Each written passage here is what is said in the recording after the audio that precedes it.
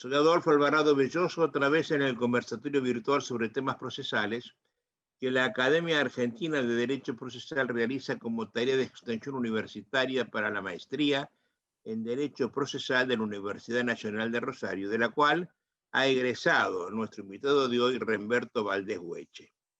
Profesor antiguo, profesor de Derecho Procesal en la Universidad de Concepción, al sur de Chile. Hoy se dedica de lleno a la litigación civil y penal en los foros de Concepción y de Santiago de Chile. Ha tenido algunas actuaciones profesionales memorables, algunas llegó a ser una película inclusive, pero es un hombre muy dedicado al quehacer jurídico dentro de lo político de su país.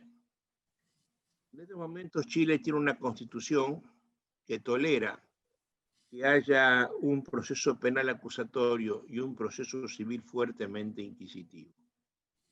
Aunque parezca mentira, hay una reforma pendiente con algún tratamiento en el legislativo, pero todavía pendiente en el Ministerio de Justicia de la Nación, que pretende llevar todas las miasmas del sistema inquisitivo a la legislación vigente. Estoy hablando de cargas dinámicas probatorias, de autotutela, montones de cosas que el inquisitivismo procesal ha tratado de instaurar en América y que lo va a hacer en Chile.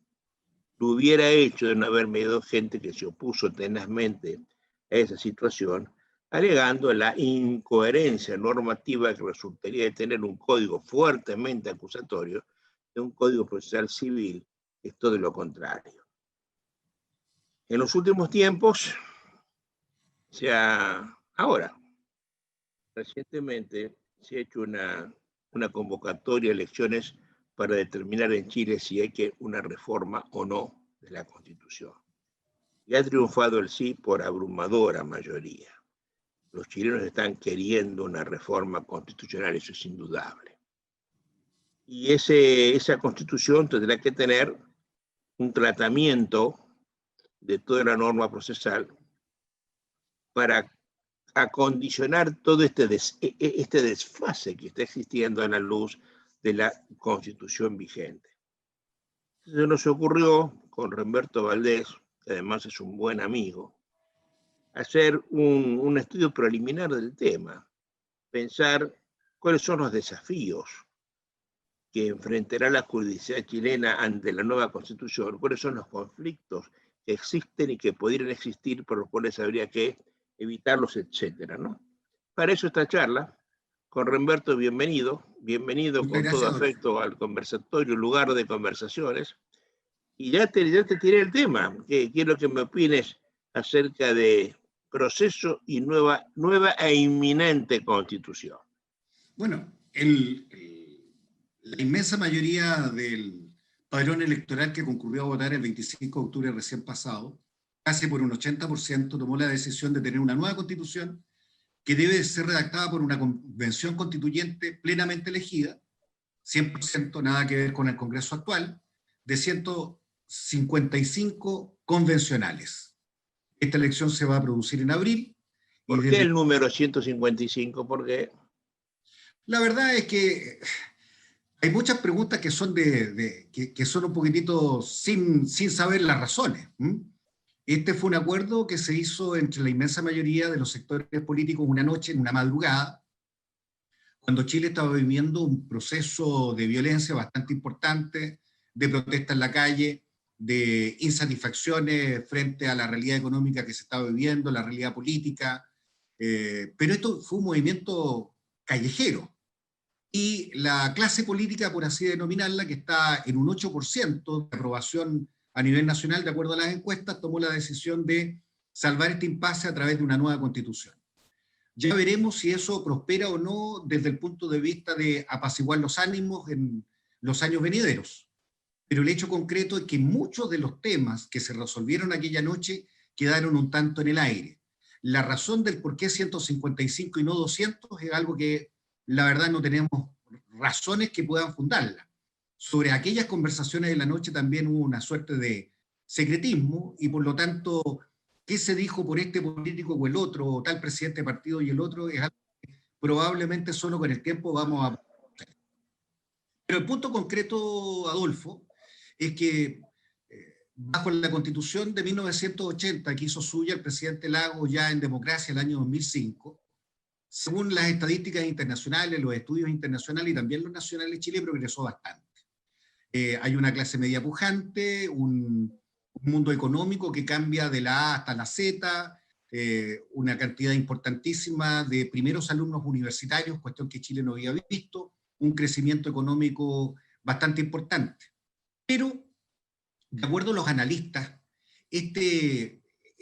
tal vez esta prosperidad que se está viviendo no fue sentida de ese modo por la mayoría de las personas, y por eso se habría producido primero el conflicto social a partir del 18 de octubre, y luego la idea de hacer una nueva constitución que, como ya comentaste, fue la abrumadora ganadora en el plebiscito de 25 de octubre.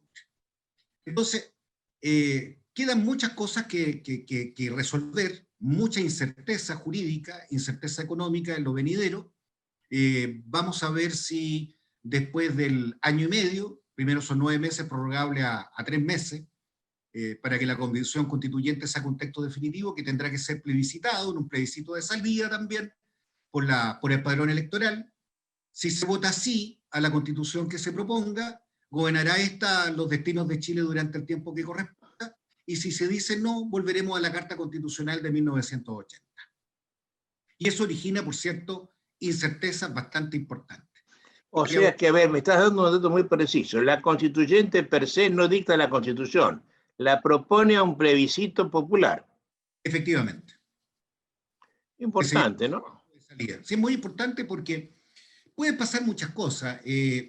Se ha sostenido y se pide, y creo que todos los ciudadanos desde ese punto de vista estamos muy contentos de que la Convención Constituyente tiene que realizar un trabajo muy transparente de cara al país. ¿Por qué? Porque tenemos el fenómeno que se ha dado en todos nuestros países, en general en el mundo, de un desprestigio muy importante a la clase política. Ya te había señalado que solo un 8% de la población chilena está a favor del Congreso Nacional, y por lo tanto de los políticos. Y la segunda pregunta que se hizo en el plebiscito fue: ¿quién quiere que redacte esta constitución? Y había la posibilidad de tener una convención mixta, 50% parlamentarios actuales, 50% de convencionales. Y el triunfo fue incluso mayor, casi un 80% del padrón electoral que votó dijo: no queremos políticos, queremos gente que no venga del Congreso Nacional. Ahora, si eso se va a dar o no se va a dar, yo tengo una opinión bastante crítica. Creo que los independientes, sin militancia, y que efectivamente no vayan a un pacto político de los actuales partidos que están en el Congreso Nacional, van a ser los menos, y que el operador territorial, el operador político va a funcionar, el partido político, aun cuando tenga personas que no militen, pero van a ganar la inmensa mayoría de los cupos. Oye, es muy importante. Tengo un alumno de la maestría, que es un chico de Tarapacá, Patricio Ríos, un procesalista importante, magíster de la carrera, que ayer o antes de ayer ha sacado un videíto autopostulándose como convencional constituyente. O sea, ya empieza la gente que es nadie políticamente, un hombre absolutamente independiente, pero con vocación jurídica importante, a autoproponerse, ¿no? Y bueno, y dice por qué, que él querría y qué es lo que haría. Qué bueno que la gente salga de abajo, sea un semillero de convencionales. Deberías hacer lo mismo vos, Humberto, ¿no? Postularte a ser convencional. Era muy importante esto. Claro que sí. Mira, yo soy más bien Adolfo Alvarado desde ese punto de vista, porque aprendo mucho de ti, maestro. Prefiero estar cooperando desde mi función como abogado con todos los convencionales que tengan interés de que mi modesto aporte les pueda ayudar. Pero francamente no tengo esa vocación de ser convencional.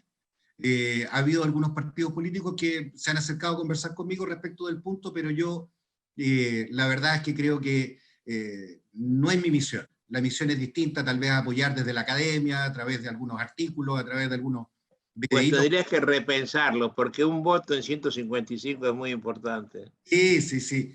Mira, tenemos un desafío muy importante, Adolfo, porque todo está en mucha incerteza. Hoy se discute en Chile, por ejemplo, los cupos reservados para pueblos aborígenes. Tenemos 8 o 9 en Chile, todavía no está tan definido. y se estaba pidiendo hoy en el Senado que se aumentaran los cupos en 23 convencionales para dejarle esos escaños reservados a pueblos aborígenes. Yo no sé si eso va a prosperar o no va a prosperar, pero de que existe un sentimiento, un sentir acerca de que los pueblos originarios tengan cupos dentro de la convención, ya sea con 155 más, es algo bastante sensible e importante.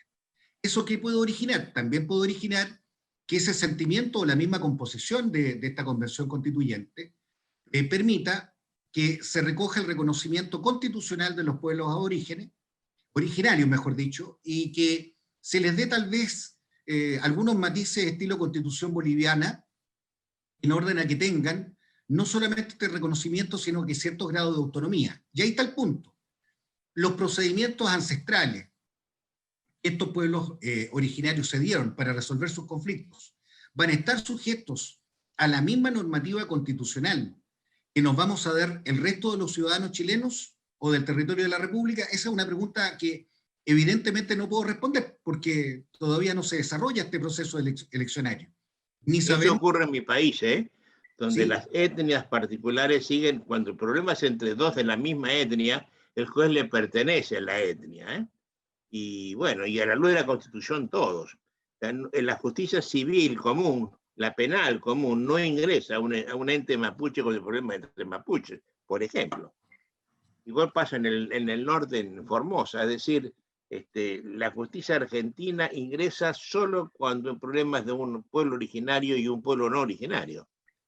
Y eso es la misma Constitución, o sea que yo estaría solucionado el problema. Pero qué interesante que le den un cupo, qué interesante. Lo mismo la paridad de género, eso ya está decidido. El 50% de los constituyentes tienen que ser mujeres y el otro 50% tienen que ser hombres. ¿Y el que sobra qué va a ser?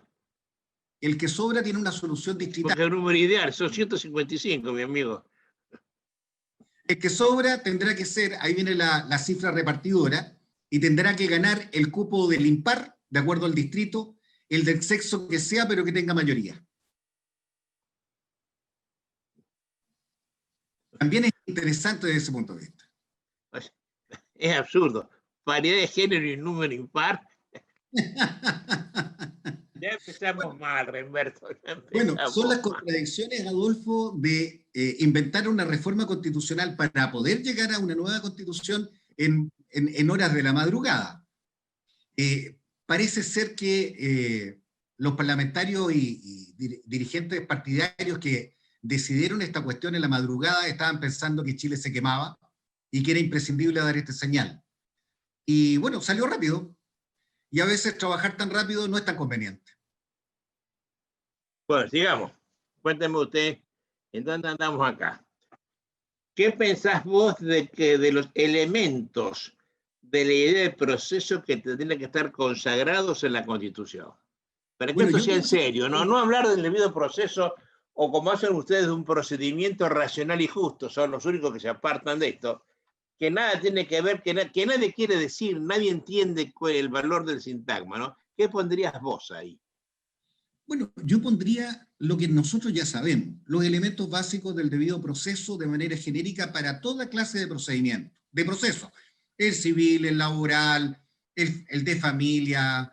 No puede seguir existiendo este divorcio que tenemos en Chile entre un procedimiento acusatorio libre, libertario, apegado a las garantías internacionales en materia de derechos humanos, y otros procesos que no son tales, que son realmente procedimientos, como por ejemplo en el laboral, que tenemos un juez inquisitivo, o en el de familia, donde también tenemos una fuerte, maciza intervención inquisitorial por parte del juez con una gran capacidad probatoria libre, oficiosa, o en materias comerciales, en materia de arbitraje, etc.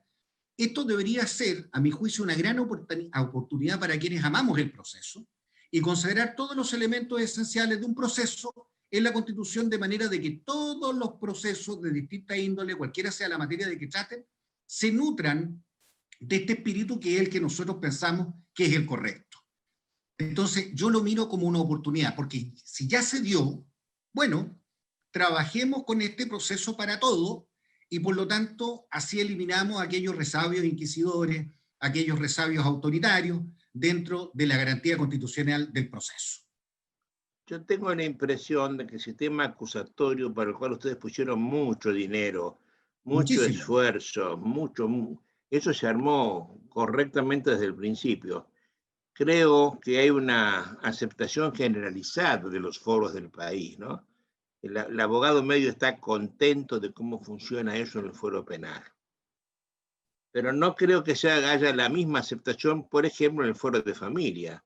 Porque cuando hablo de abogados de pro que litigan en serio, les pongo un hombro para que lloren lo que está pasando en el fuero de familia, un descontento generalizado por lo que se dice un notable autoritarismo de los tribunales.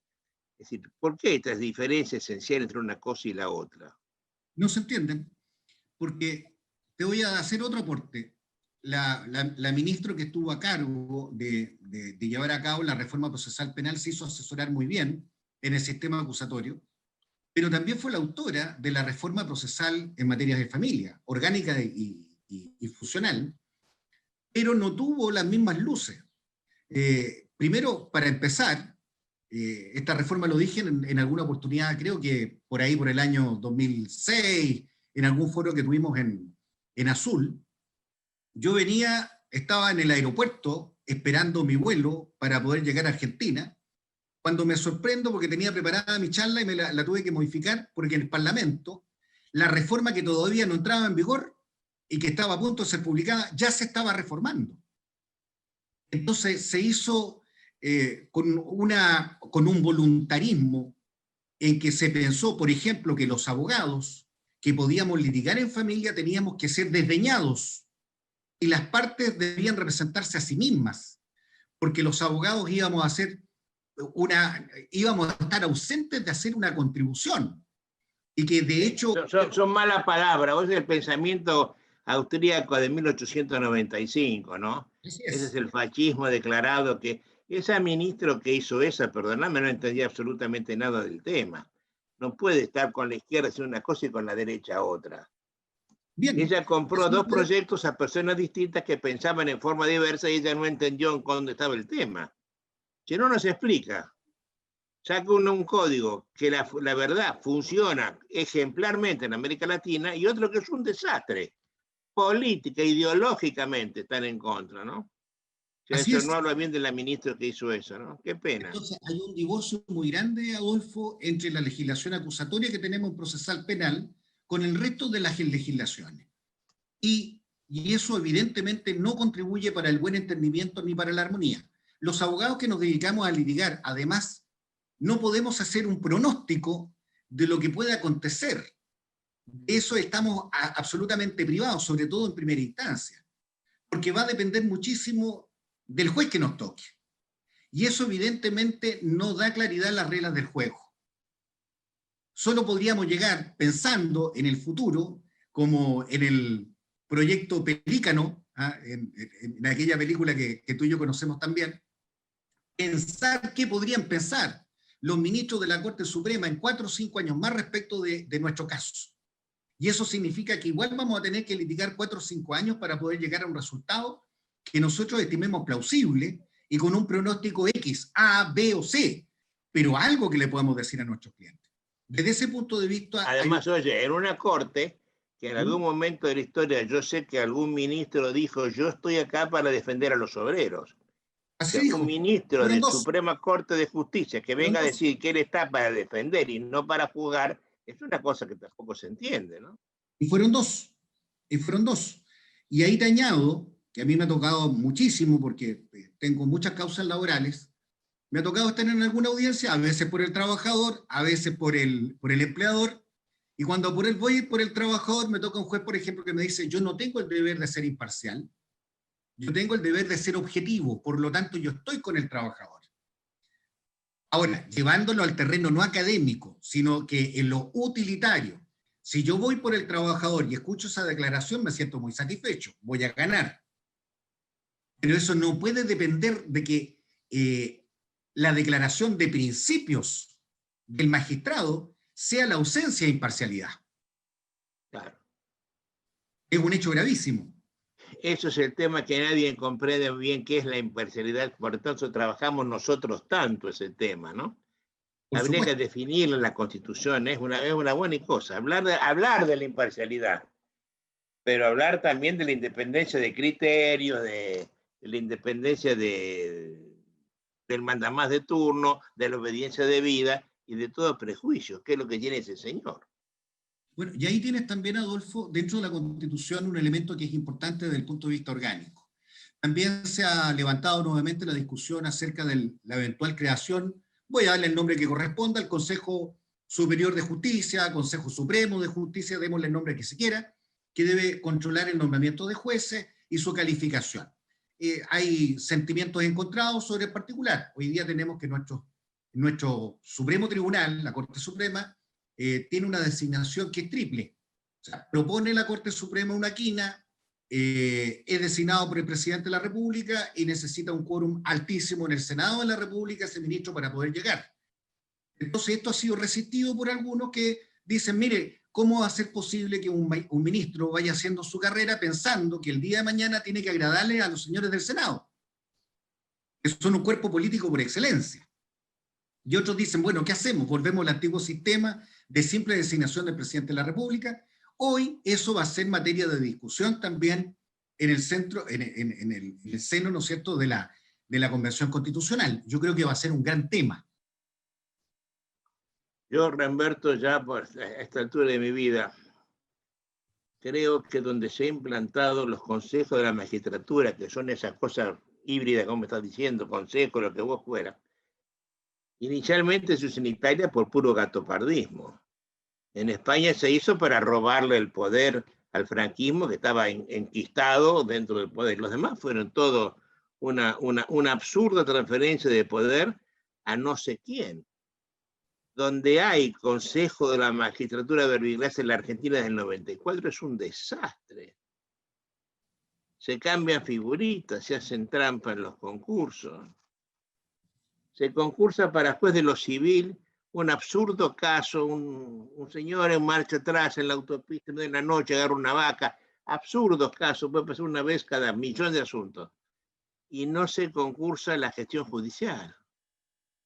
Y te pregunto, en esos concursos que yo estoy denostando tanto, ¿cómo se concursa la honestidad de espíritu? ¿Cómo se concursa la honestidad de bolsillo? La contracción al trabajo, la no desidia, el interés por el hombre de a pie, el interés por el caso justiciable, esas cosas no se concursan, ¿no? Nosotros lamentablemente, nos hemos apartado mirando hacia Europa, no dándonos cuenta que eso son todas leyes monárquicas. Nos hemos apartado del sistema republicano norteamericano. Hay una persona que es la que está, es responsable de esto. El sistema tuyo es el presidente con el acuerdo del Senado. Y si salió mal, y el presidente tendrá que dar las explicaciones del caso. Un consejo nadie sabe quién lo nombró. Porque además vos regalás el poder a quien resulte representante del Colegio de Abogados de Tarapacá y a quien resulte representante de la... El poder no se regala, mi querido amigo, que es lo que han hecho todos los consejos de la magistratura, por eso estamos tan mal, ¿no? Eso tendrás que pensarlo mucho y vos, desde tu punto de vista de abogado consultor, pensar si ustedes aceptan una cosa de estas que no ha dado resultado en ninguna parte de América Latina. La No, Argentina yo es un estoy desastre. absolutamente en contra. Yo estoy absolutamente en contra. Tengo la Además decisión. con concursos tramposos. En la Argentina son todo trampa. Eso habrá que pensarlo, ¿no? Ahora que mencionas también Republicanizar. modificar en cierto grado el sistema de calificación de los jueces, que no sean necesariamente los superiores, buscar algún camino alternativo, pero el hecho de que los jueces sean nombrados por un gobierno extremo, es decir, extraño, tal como tú lo acabas de decir, yo no veo tampoco, al igual que tú, ninguna experiencia comparada que nos sirva para que tengamos un buen sistema de designación de jueces.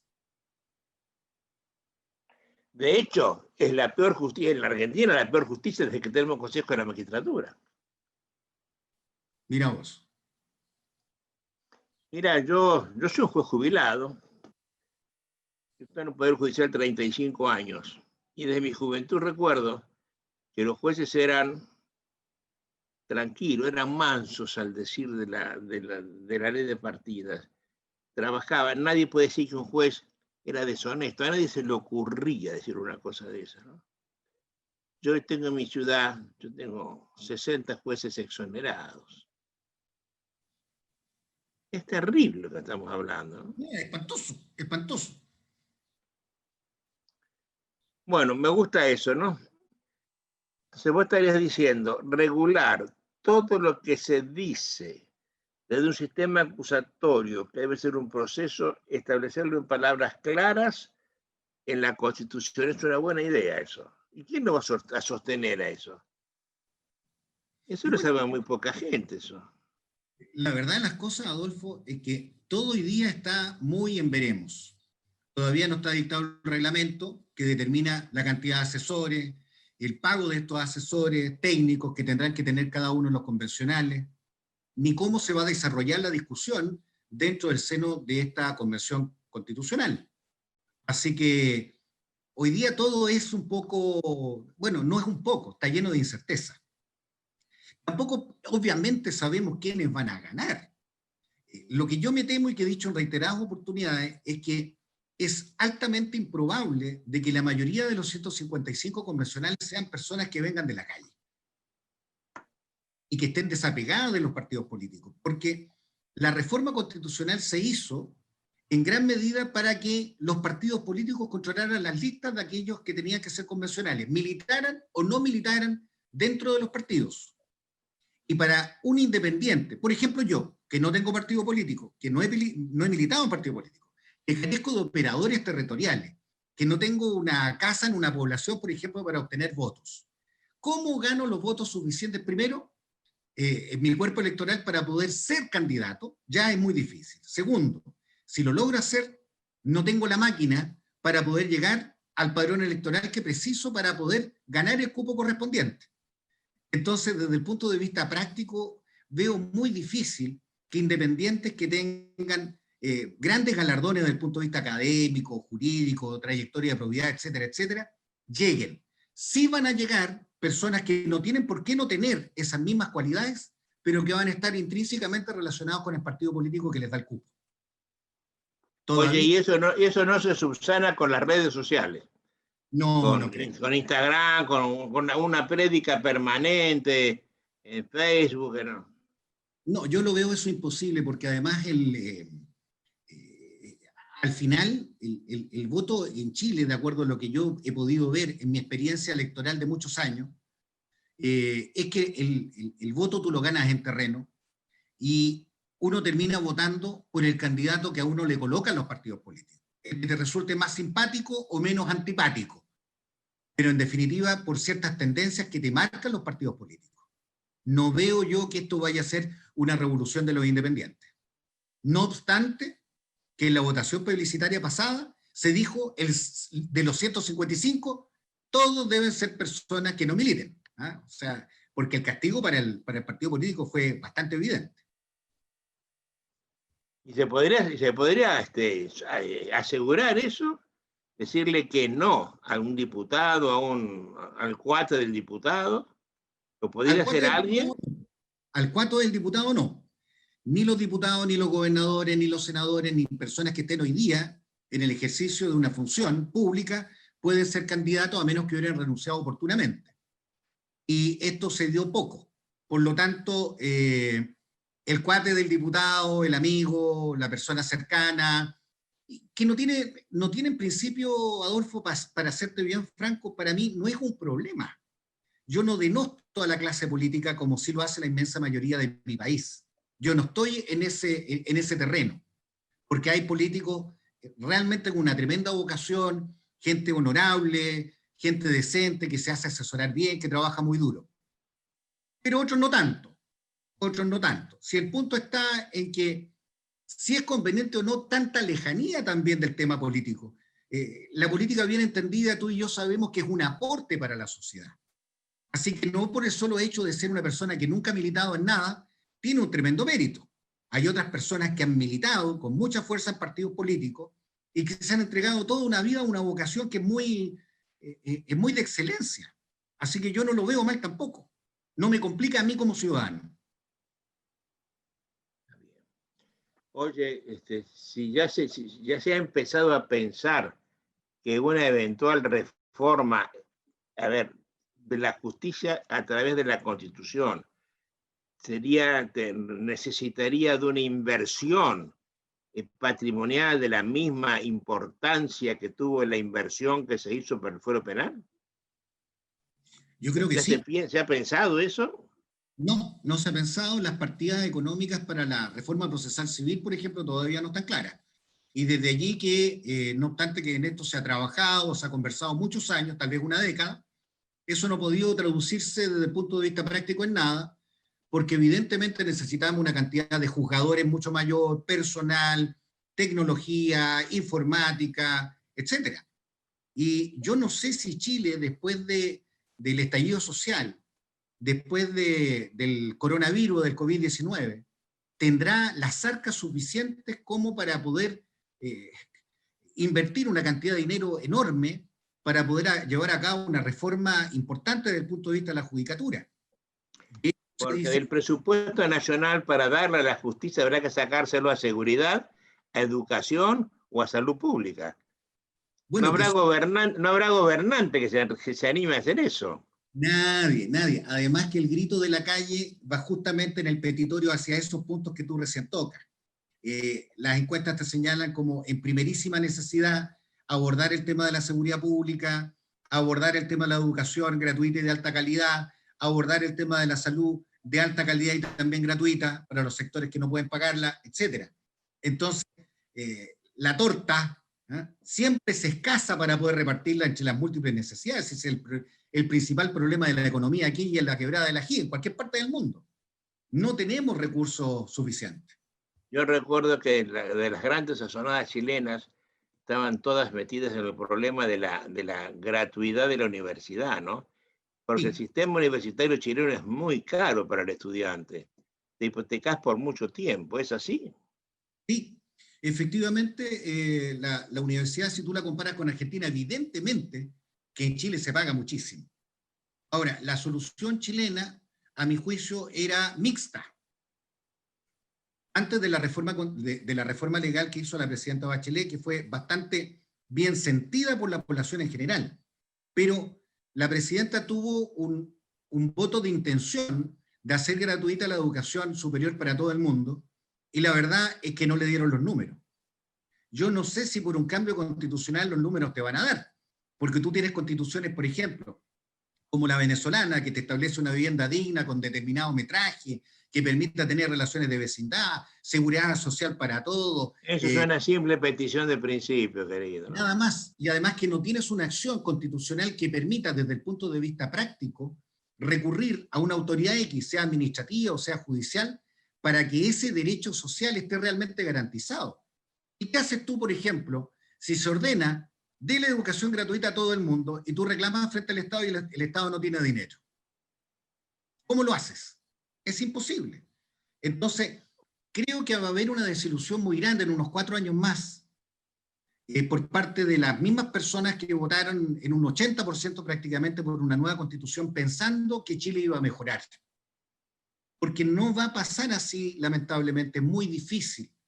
Porque lo que nos va a faltar va a ser crecimiento, tener tasas de inflación baja, tener a nuestros trabajadores, a nuestra masa laboral trabajando muy bien, etcétera, lo que normalmente se necesita en un país pobre como el nuestro. Nosotros no somos Brasil, no somos Argentina, no tenemos los recursos naturales que ustedes tienen, etcétera. No podemos darnos el lujo de la farra.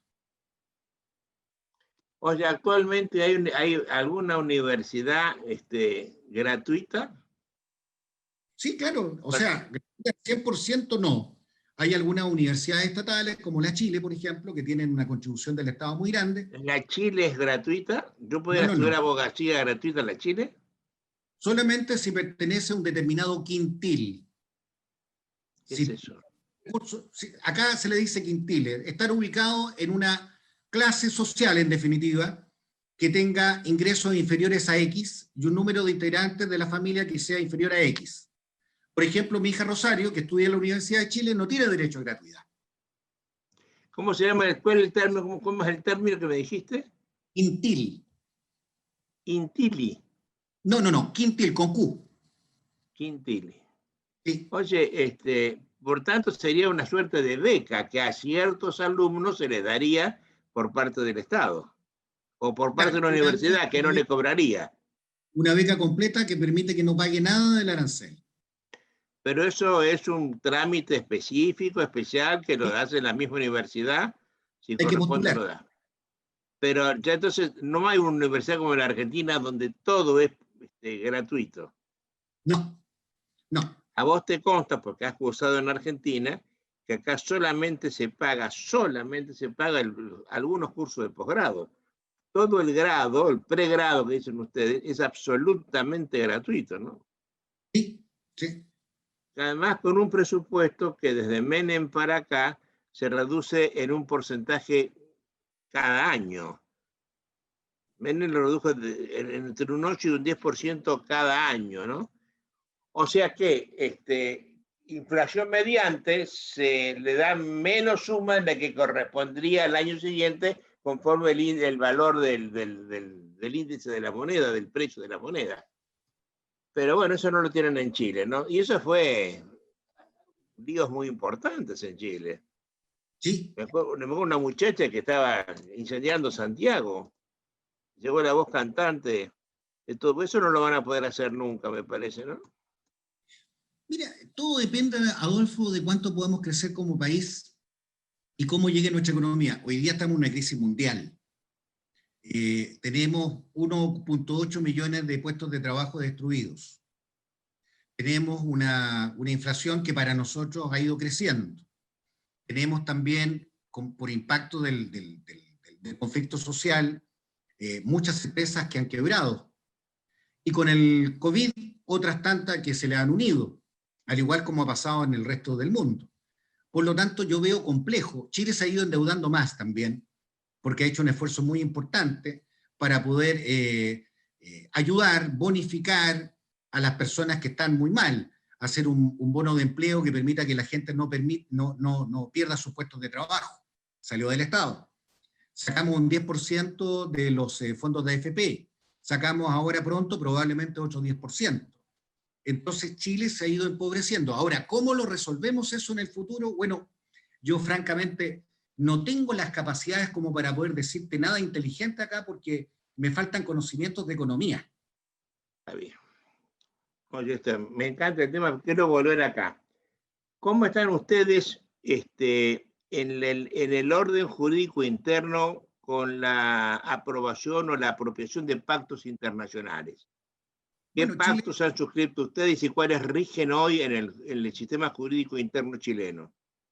tenemos muchísimos tratados internacionales de distinta índole, pero a lo que nosotros respecta, todos los tratados internacionales que son relevantes en materia de derechos humanos y por lo tanto en debido proceso, son ley de la República. Tenemos un artículo especial que es el artículo 5º, que fue fruto también de una reforma constitucional que estableció que los tratados internacionales en materia de derechos humanos, suscritos por Chile, son obligatorios para el Estado y el Estado tiene el deber de promoverlos y de respetarlos.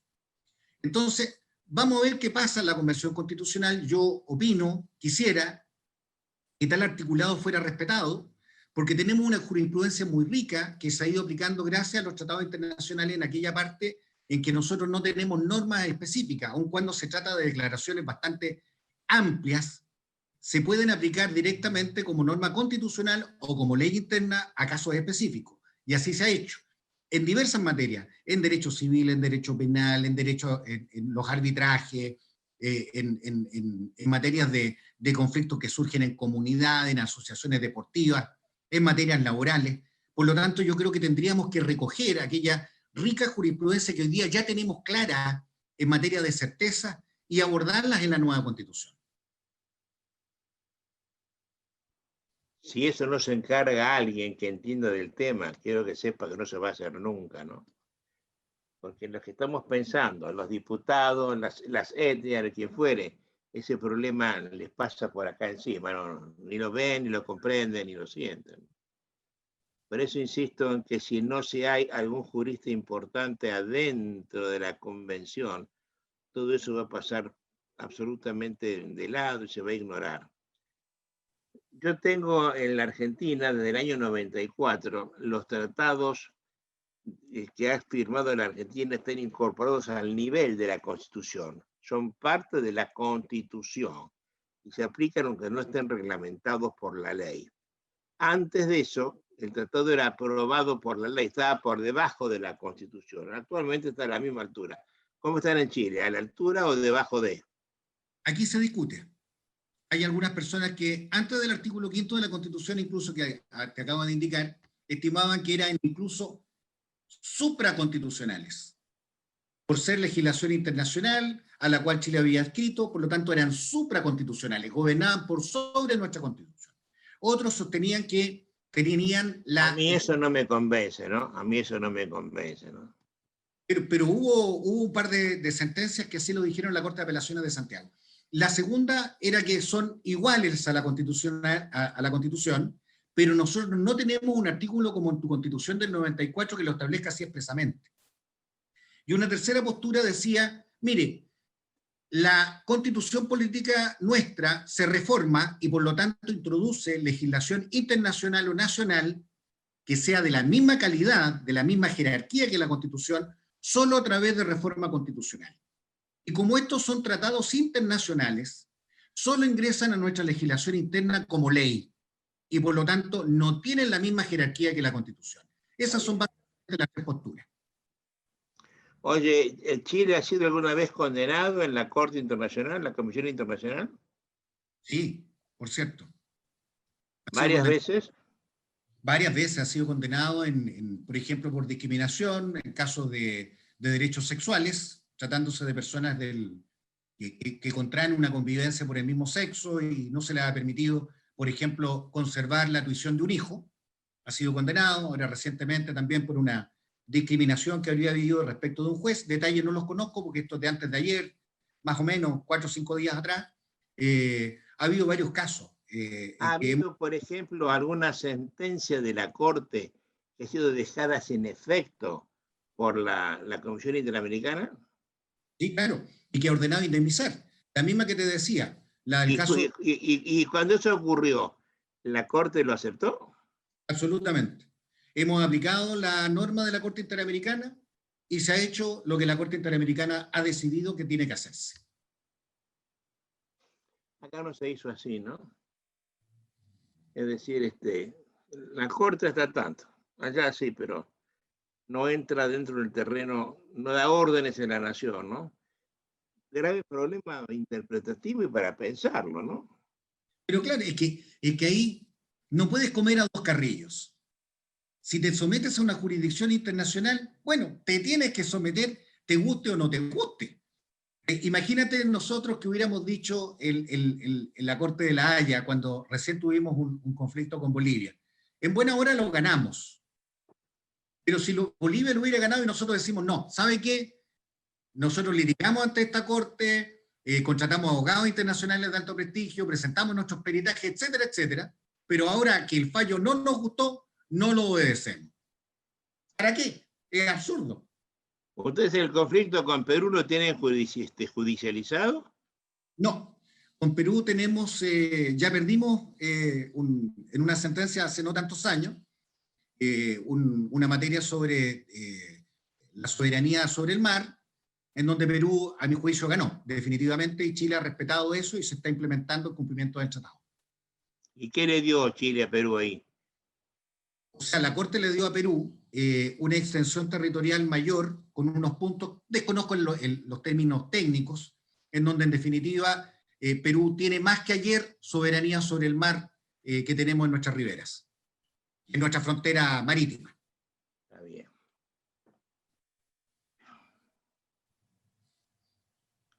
¿Vos crees que, ya para empezar a terminar, que para la inteligencia media o para el interés medio del hombre chileno, estos problemas que a nosotros tanto nos aquejan, serán interesantes, serán importantes? ¿Si los tratarán en una constituyente? ¿Les llevarán el apunte o se dedicarán más a lo inmediato, al COVID, a la educación, a estas cosas? Porque cuando estamos hablando del debido proceso, de la imparcialidad y de la asistencia judicial y de la tutela efectiva, lo que estamos haciendo, mi querido amigo, es pensando a largo plazo, pensando más adelante, ¿no? Yo confío, Porque ahora Adolfo. te pregunto, por ejemplo, en una eventual constitución, con esa que ustedes llaman acción de protección, esa suerte de amparo que tienen ustedes, ¿vos crees que continuarán? ¿Dio resultado esa acción de protección? Yo espero, Adolfo, que las cosas buenas que vienen de la legislación anterior no sean borradas. La acción de protección es una acción plenamente democrática, que ha funcionado muy bien, que ha dado origen a una jurisprudencia tremendamente rica, nutrida, con un muy buen trabajo de parte de los tribunales superiores, ha dado para escribir, para estudiar. ¿Por qué no me explicás en qué consiste esa llamada acción de protección? La acción de protección tiene por efecto, tiene por finalidad eh, proteger frente a cualquier privación, perturbación o amenaza de ciertos derechos constitucionales que son de la máxima importancia, como el derecho a la vida, la integridad física y psíquica, a no ser juzgado por comisiones especiales, a la igualdad ante la ley, al derecho de propiedad, a vivir en un medio ambiente libre de contaminación, etcétera. O sea, tal vez los derechos más caros que existen en el mundo están protegidos por una acción de emergencia, cautelar rápida, que ha sido muy bien hilvanada por los tribunales de justicia, que se encarga al tiro una corte de apelaciones, para decir un tribunal superior de justicia en primera instancia, y la segunda instancia es la Corte Suprema, la Sala Constitucional. Y ha dado muy buenos resultados. Ha impedido la Oye, autotutela. el titular de esa pretensión, así suerte cautelar, es cualquier persona que se diga afectada. Claro, pero tiene que probarlo. No es una acción popular. Bien. Ser Se agraviado. dirige, se dirige contra el Estado. No en contra de quién. Mira, de problemas tan sencillos como que el vecino te corrió la cerca en tu campo y se está apropiando de 1 hectárea, hasta litigar en contra del Estado porque no ha obrado como corresponde en materia de contaminación. Ustedes han solucionado acá en la Argentina el amparo contra actos de particulares, tardó mucho tiempo en ser entendido como tal, ¿no? Ese problema no lo han tenido ustedes porque la acción de No, protección está para particulares y contra particulares. efectivamente, suponte tú, la autotutela es algo tan sencillo. A mí no me pagan la renta de arrendamiento, yo me siento indignado y voy y saco a patadas a mi arrendatario moroso. Ese arrendatario moroso que ha estado viviendo 2 años gratis en mi casa, me va a ganar vía de acción de protección, y allí le han dicho a este señor, al arbitrario: usted no puede hacer autotutela, señor. Vaya al Tribunal de Justicia, gane el juicio, pero usted no puede estar expulsando por la fuerza física a nadie. De esa cosa tan sencilla hay una cantidad de jurisprudencia que ha sido tremendamente poderosa y que ha contribuido muchísimo a la discusión jurídica y a subir el nivel del debate en Chile. Eso Espero que, se, eso, eso se radica ante una corte de apelaciones, como en primera instancia, efectivamente, y lo juzga la corte pluripersonalmente, efectivamente, y apelación simple ante la Corte Suprema. una apelación muy simple que tiene que ser fundada y tener peticiones concretas, pero cualquier apelación medianamente bien hecha va a prosperar desde el punto de vista de la admisibilidad, al menos, no del fondo, ante la Corte Suprema. Y la Corte Suprema en esta vía interviene sobre cuestiones de hecho y de derecho. Efectivamente, es doble instancia. Oye, a la abogacía media está contenta con esa acción. Yo Emplea pienso que sí, mucho. porque nos ha servido a todos. Y esto para mí es del partido transversal. O sea, todas las personas, cualquiera sea nuestra ideología, de izquierda a derecha, creo que pensamos que es una buena acción cautelar que tendría que ser mantenida en la Constitución que venga. ¿Por qué le llamas acción cautelar? Porque en definitiva no va a resolver sobre el fondo, porque sin perjuicio de los demás derechos. Por ejemplo, en el Pero va a caso, innovar. Puede ¿no? innovar. Efectivamente, Y si innova, ¿qué tiene de cautelar? nada, es de Bien. emergencia. La llaman de emergencia, no cautelar, ¿no? Efectivamente. Es una Pero muy buena. ustedes dicen que es cautelar, ¿no? A pesar de que no lo es, semánticamente ustedes dicen que es cautelar, ¿no? Tienes toda la razón. Ahí hay un error del cual también soy víctima. Pero eso es parte del procesalismo civil chileno, ¿no? Que insiste con estándares jurídicos que no existen, sino en el pensamiento de algunos diletantes del proceso, ¿no? Oye, estoy encantado con esta charla, ¿eh? Aprendí mucho del futuro inminente chileno. Oye, Remberto, me gustaría que estamos ya al borde de terminar esta charlita, casi una hora charlando.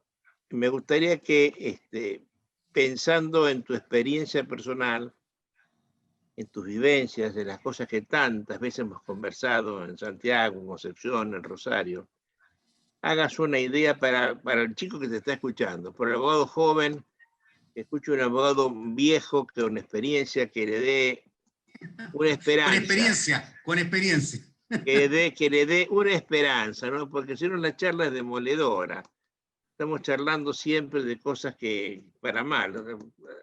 Te dejo el Mira, último pensamiento como petición, no como es en el principio, como consejo abogadil a un hombre menor que vos. yo le quiero decir a este abogado joven, tuve 20 años haciendo clases en la Universidad de Concepción y vi muchos rostros de jóvenes ansiosos de justicia, en el mejor de los sentidos, con gran pasión por el derecho. Yo quiero creer, Adolfo, y quiero decirle esto a estos jóvenes, que en nuestra convención constitucional van a llegar personas prudentes, que van a tener sentido común, y que Chile va a renovar, Dios mediante, una cultura cívica republicana que hemos ido perdiendo estos últimos años. Que tengamos esperanza, que tengamos un optimismo moderado, y mi consejo es que tienen que levantarse más temprano y que tienen que acostarse más tarde. Porque el único modo que conozco yo de progresar es estudiando y trabajando duro. Qué buen consejo ese, qué buen consejo. Trabajando duro y todos los días, ¿no? Como hemos No hecho hay vos otro y yo, modo. ¿no? Así es, Con señor. pocos descansos en el medio. Querido Remberto, gracias por esta charla, me encantó. Un fuerte abrazo con todo afecto, como siempre. Y siempre serás bienvenido a estos conversatorios. Un Muchas abrazo gracias, fuerte. Adolfo. Un tremendo honor. Muchas gracias. Un gran abrazo.